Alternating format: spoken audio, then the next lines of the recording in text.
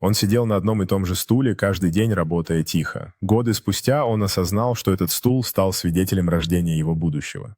Он задумался, глядя в окно, вспоминая все моменты, которые прошли за эти годы. Стул, насыщенный воспоминаниями, стал свидетелем его жизни и достижений. Теперь он окружен семьей, смеется и делится историями, а стул занимает центральное место в комнате. Теплый вечерний свет подчеркивает стул как символ, связывающий поколения семьи. Старик нежно кладет руку на стул, улыбка удовлетворения расправляется на его лице, когда он вспоминает дорогие сердцу моменты. Спокойная сцена, где стул на мгновение пустует, идеально расположенный у окна, через которое струится солнечный свет, намекая на будущие истории. Старик сидит в стуле, на коленях у него внук, делясь мудростью, и историями прошлого их лица светится радостью.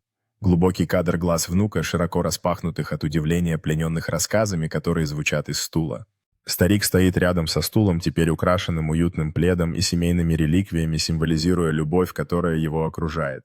Сердечный семейный портрет, сделанный перед стулом, на котором все улыбаются, запечатлевает суть единства.